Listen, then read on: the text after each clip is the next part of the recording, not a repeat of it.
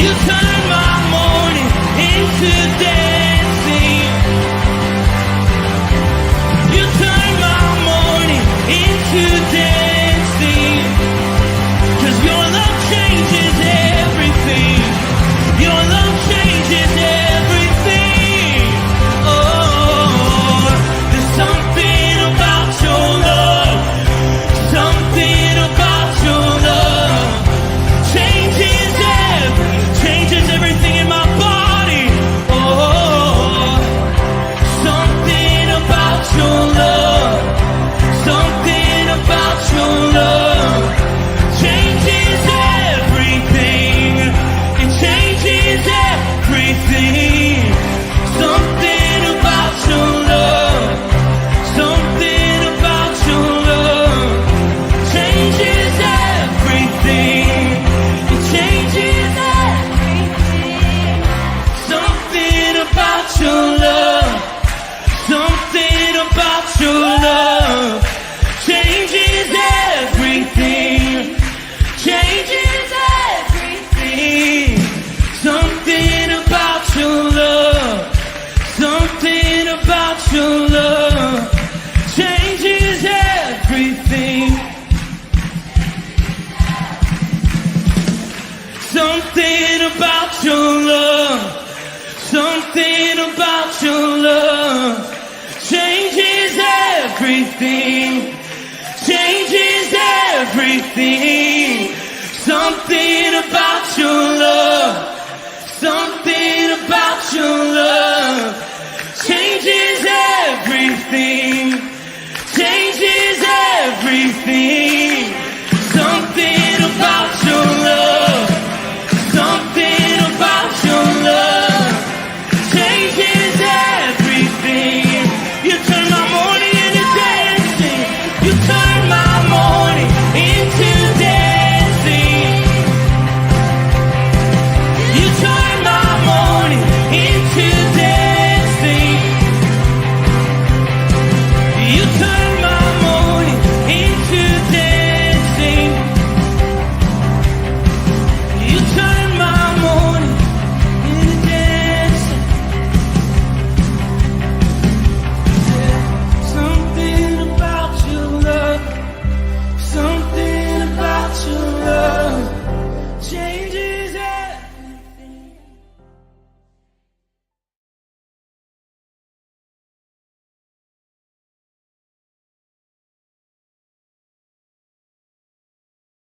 My internet just flickered out.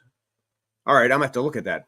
I think I saw that it was double digits. We're not in the like negative single digits or double digits. So temperatures warming up just a little bit. Looking outside, it looks like we may have gotten a little snow overnight, but great to have you on board.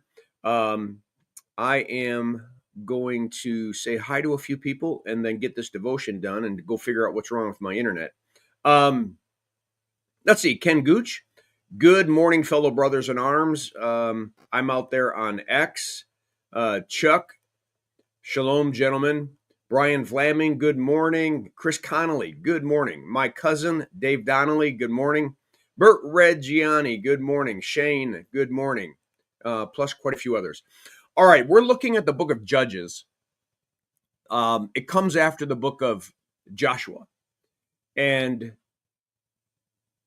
it's really asking the question, or it's answering the question, how did the nation of Israel fare after Joshua brought them into the promised land? With all those promises that God had for them, all of the victories that they won, how did it fare? And we're going to find that it fared terribly. And it fared terribly because they chose not to be fully obedient to what God said. Partially obedient, yes. And when everything went bad, they would cry out and apologize, but then quickly go back to their old behaviors. And the whole lesson here is for us. the book of Judges is not just written so we would see how God even graciously and wonderfully protected that nation in their disobedience, but the question is, why disobedient?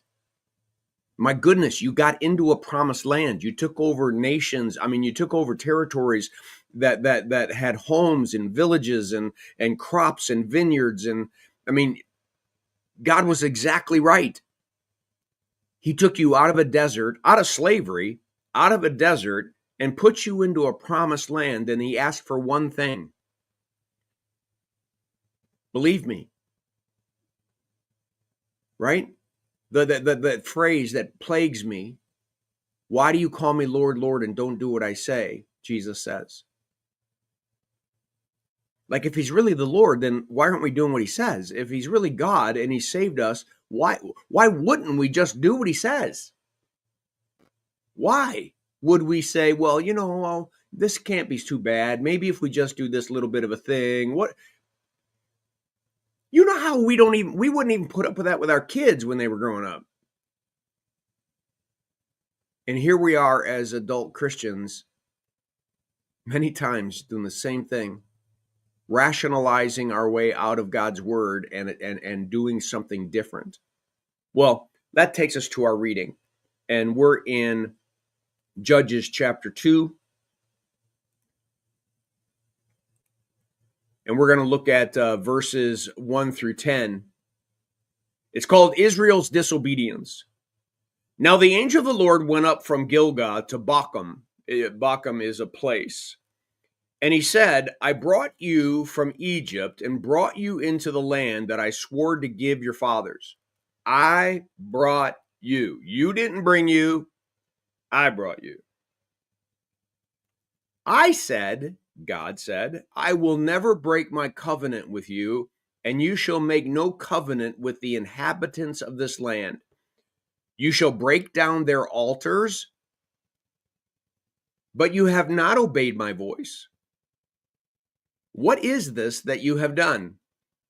So now I say, I will not drive them out before you, but they shall become thorns in your sides, and their gods shall be snares to you.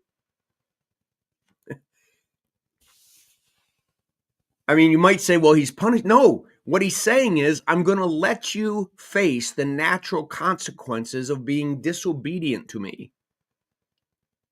How many times have we told our kids, I got it. You have a right to make that choice, but do you know that there may be consequences rooted in that choice? It's not a threat. It's just a reality. For every action, there's a reaction. God is saying, why wouldn't you just obey my voice? I told you to drive them out. I told you what would happen if you didn't.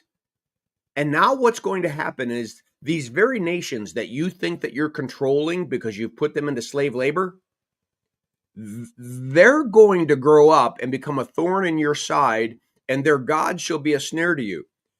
It's a repeat of Egypt. Israel got so big in Egypt that it became a thorn in the side of Pharaoh, and Pharaoh decided to put him in forced labor. Do you see what they did? They went there and did to these enemies exactly what the Egyptians did to them, and they justified it because it worked then. And the fact is, it didn't work then. Because they put you into, you once were the ones put into forced labor. I just want you to see what disobedience does. It puts us right into the hands of the enemy who comes to steal, kill, and destroy. The Israelites are standing in a promised land. Every day they wake up in a home they didn't build. Every day they wake up with a vineyard that they didn't first plant. And now it's going to become miserable. It's going to become miserable because you did not do what God told you to do. You didn't get that out of your life. You didn't push that out. As soon as the angel of the Lord spoke these words to all the people of Israel, the people lifted up their voices and wept. And they called the name of the place Bochum, and they sacrificed there to the Lord. Sounds like they might have been poked a little bit. Their conscience maybe a little bit aware. When Joshua dismissed the people of Israel went each to his inheritance to take possession of land. His inheritance. An inheritance is something that's given. God gave it. They didn't earn it. They did not earn the land. God gave the land to them as a gift. And the people served the Lord all the days of Joshua and all the days of the elders who outlived Joshua, who had seen all the great work the Lord had done. So there's this period of time when they had done it right. And then Joshua, the son of Nun, the servant of the Lord, died at the age of 110. And they buried him within the boundaries of his inheritance in the hill country of Ephraim, north of the mountain of Gaash. And all that generation also were gathered to their fathers. And there arose another generation after them who did not know the Lord or work that he had done for Israel. Highlight, highlight, highlight. There was a generation in Israel that forgot about Joseph. The most repeated phrase in the book of Deuteronomy is remember and do not forget. Remember and do not forget. Well, one of the responsibilities is to lay all those truths upon the next generation. We need to be laying them upon our sons and daughters and have our sons and daughters lay the promises on our grandchildren so that generations after generations understand reality. But all of a sudden, after the generation of individuals that walked the land and fought the battles with Joshua, after they died, another generation arose after them who did not know the Lord or the work that he had done for Israel. They grew up in entitlement. They grew up thinking they deserved everything that they saw. They grew up thinking their fathers had won the battles and they were in charge. It was all about them. God was a secondary thing. God was someone that we worship because we're supposed to. We religiously did the things we're supposed to do. We sacrificed, but no longer is he the active redeemer, the one who gave us the promised land, who told us to get rid of all these foreigners and get them out of our lives.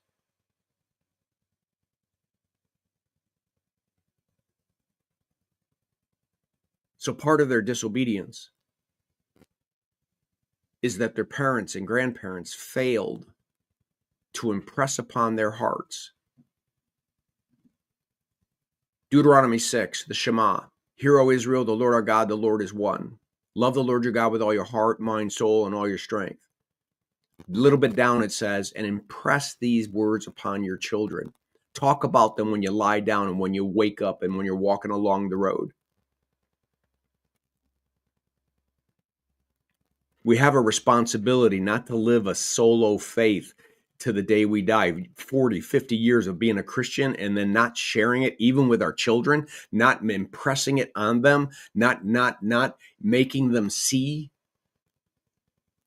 that God was the giver of all the good gifts that you and I have. Well, a price is going to be paid for that neglect. And it's the book of Judges powerfully tells us the story of how Israel flails to figure this out because they keep trying to do it on their own strength, on their own power, then only call upon God when everything is going to heck. And then God saves them and they promise to be obedient and then don't. And then don't.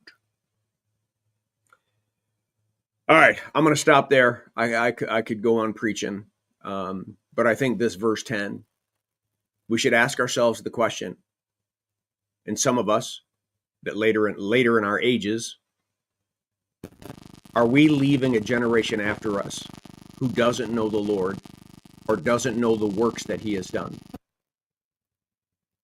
Have we not told even our story to our children and grandchildren? How God rescued us and saved us, how he got us that job or cured us from cancer or did this or that or the other. Are we living faiths in isolation, so isolated that it's my little faith that my family's not even aware? And there arose a generation. Well, that generation's going to raise a generation, and that generation's going to raise a generation. And what you're going to see is continuous degradation. We can write this by just starting to tell the truth about what God's done in our lives, first to ourselves and then to anyone who will listen. But I'll leave it at that, or else I am going to start preaching. All right. Let me see if anybody else came on board. I think Shane was the last one. All right. Blessings on your day. Make it a firmly rooted day, and may someone see Jesus in us today. Peace.